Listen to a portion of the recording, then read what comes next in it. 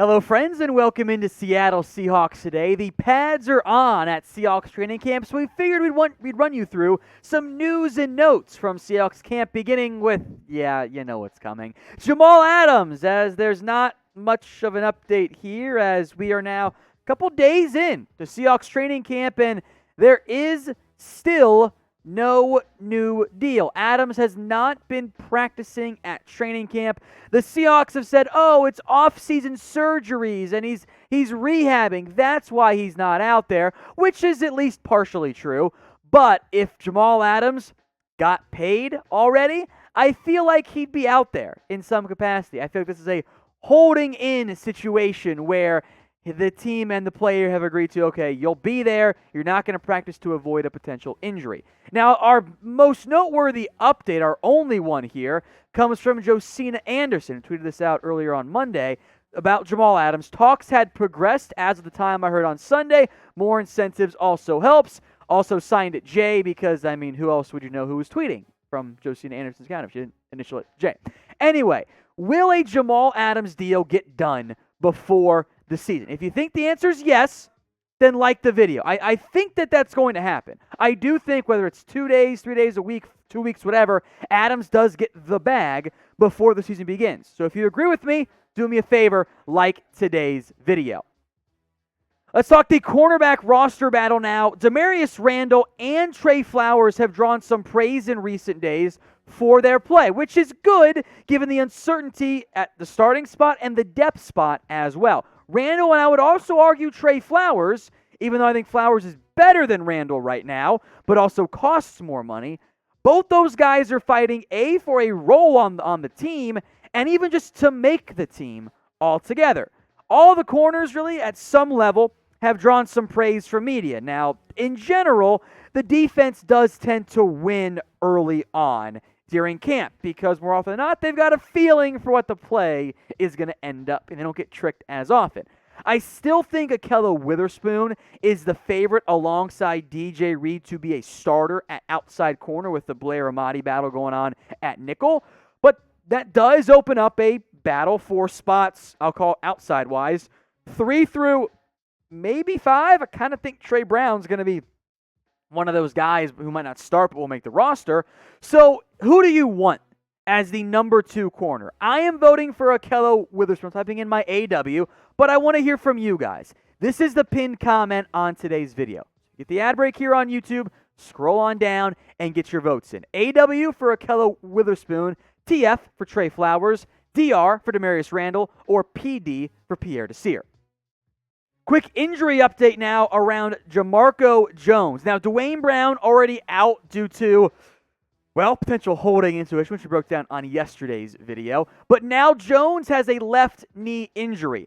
Pete Carroll in Seattle thinks it's not very serious. It's a minor thing, but this is noteworthy because Jones had been getting the first team reps with Dwayne Brown out. Here's what Pete Carroll said about the particular injury for Jones. Quote, he kind of got rolled up. We just want to make sure he's okay. It wasn't bad. It's not a bad injury, but he did feel a little something, so we just want to make sure he's okay. Jones did play some last season, and it wasn't that great. The run grade was actually okay. He got beat far more than you want in the pass protection side of things.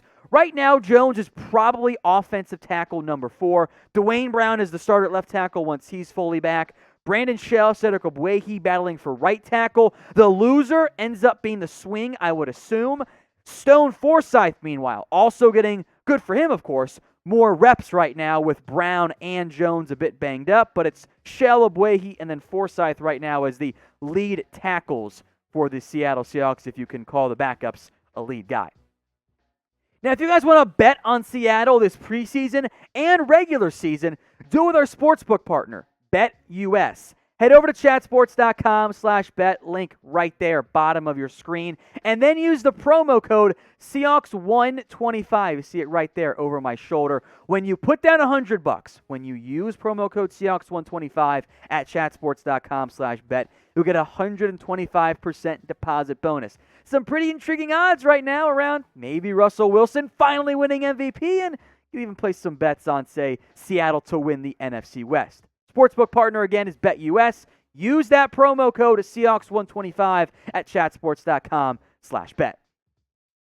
Let's talk more hype trains because it is training camp hype season after all. It's time around Colby Parkinson. I think Pete Carroll really likes this guy. Every time I've heard Pete Carroll talk about the tight ends, seems to be praise coming out of his mouth for Colby Parkinson. That continues early on here in training camp. And I think you can find a pretty clear-cut role for Colby Parkinson, even if it is a more rotational role. I think as a big body tight end threat, he could be a great red zone guy. Throw up a jump ball fade to him. He's going to have the size on pretty much everybody he's going up against there. Now, for Parkinson, as we'll get into, a tricky path to full-time, guaranteed every down playing time, but I think a role exists. Here's what Pete Carroll had to say about the former fourth-round pick out of Stanford.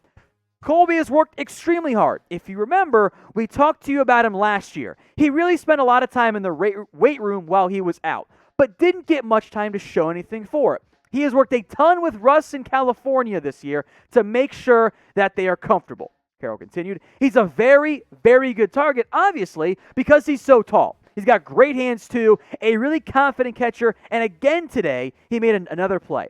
As a receiver, we really have no problem with what he can do. We need to develop his blocking and make him a better blocker than he was. He is determined to do it. He's stronger and thicker and all of that. 1C, not 2Cs on that, by the way.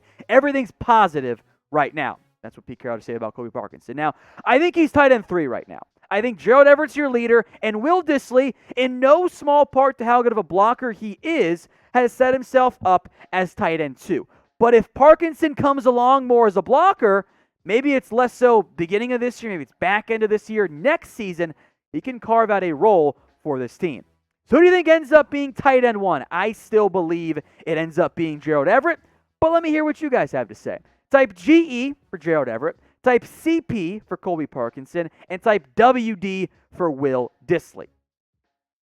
The Seahawks have added backup quarterback Sean Mannion, but that is a backup to the backup, much like the assistant to the assistant regional manager. Geno Smith is still the top number 2 quarterback in Seattle, the top backup, if you will.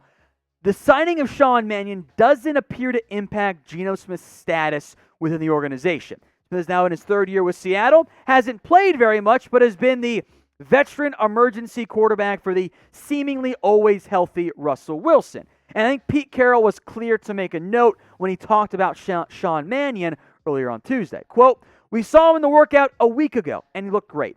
He really threw the heck out of the ball.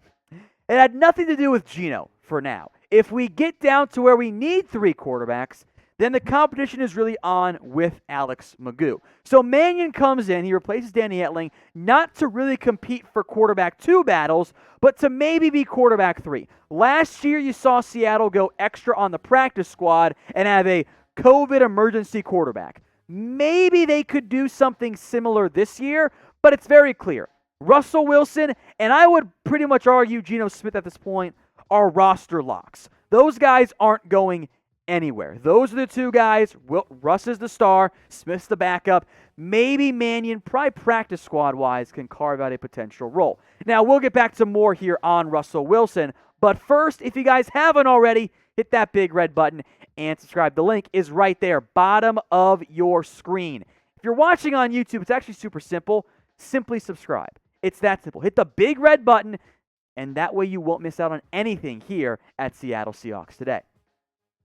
I think the one big thing in Seahawks training camp that we haven't discussed too much in depth because it's still super early is what this new offense will look like. Shane Waldron comes over from the LA Rams and is installing at least a modified offense for Russell Wilson and company. The question mark is twofold for me. Number one, is it pass first or run first? Russ wants a pass first. Pete Carroll wants a run first. And I think you saw it last year with the lack of adjustments. Seattle has to find a way to develop more of a quick passing offense. Last year's offense was, if it's not open deep downfield, they're in trouble. They have to find a way to, A, develop better play calling, and B, get Russell Wilson to buy in and actually do that. And we'll talk more about him in a second. But first, DK Metcalf's quote. The only real player so far to go in depth on the whole elements of a quicker passing attack than short intermediate options than the deep four verts plays. Metcalf said this, quote, I think it has been a pretty big emphasis that we didn't have last year. Adding that to our repertoire is going to be pretty big. I think that's a key note from DK Metcalf. Russell Wilson, and again, you're okay with this type of play, tends to hold the football very long.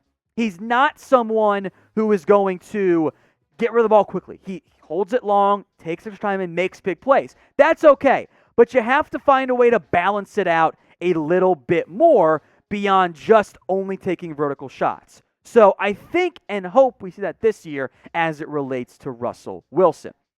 As a reminder, folks, if you haven't already, first off, hit that big red button and subscribe. I want to thank everybody, by the way, to the end of the video. If you haven't subscribed, join us here for more videos on everything going on around the Seattle Seahawks.